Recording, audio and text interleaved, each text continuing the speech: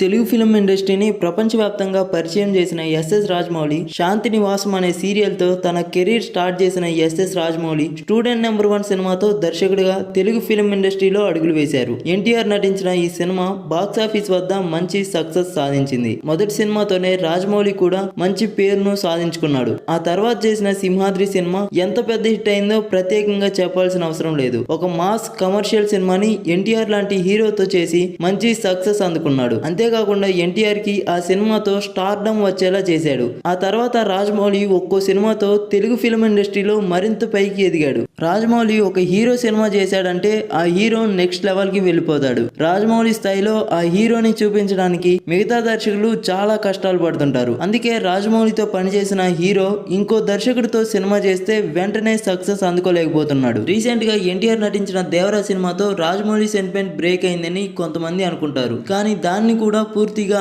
అంగీకరించరు. ఇక ప్రస్తుతం రాజమౌళి తన కెరీర్ లో మొదటిసారి స్టార్ హీరోతో సినిమా చేస్తున్నాడు. తెలుగు ఫిల్మ్ ఇండస్ట్రీలో మహేష్ బాబుకి ఎంత క్రేజ్ ఉందో ప్రత్యేకంగా చెప్పాల్సిన అవసరం లేదు. గుణశంకర్ ఒక్కడు సినిమాతో స్టార్ ఇమేజ్ సాధించుకున్నాడు మహేష్ బాబు. ఆ తర్వాత పూరి జగన్నాథ్ దర్శకత్వంలో చేసిన పోకిరి సినిమా మహేష్ ని నెక్స్ట్ లెవెల్లో నిలబెట్టింది. తెలుగు ఫిల్మ్ ఇండస్ట్రీలో చాలా మందికి స్టార్ హీరోస్ అనగానే గుర్తొచ్చేది పవన్ కళ్యాణ్ అండ్ మహేష్ బాబు. ఇకపోతే ఇప్పటి వరకు రాజమౌళి చాలా మందిని స్టార్స్ ను చేశాడు. కానీ స్టార్ హీరోతో ఇప్పటి వరకు పని చేయలేదు. ఆల్రెడీ స్టార్ ఇమేజ్ ఉన్న మహేష్ బాబుతో ప్రస్తుతం సినిమా చేస్తున్నాడు రాజమౌళి. అయితే ఈ సినిమా 2 పార్ట్లుగా ఉండబోతున్నట్లు సమాచారం వినిపిస్తుంది. రీసెంట్ టైమ్స్ లో ఈ పార్ట్స్ అనేవి ట్రెండ్ గా మారాయి. ప్రతి హిట్ సినిమాకి మరో పార్ట్ సిద్ధమవుతూ వస్తుంది. ఈ ట్రెండ్ ను కూడా స్టార్ట్ చేసింది రాజమౌళి. ఈ సినిమాకి దాదాపు 1000 కోట్ల వరకు బడ్జెట్ కేటాయిస్తున్నట్లు సమాచారం వినిపిస్తుంది.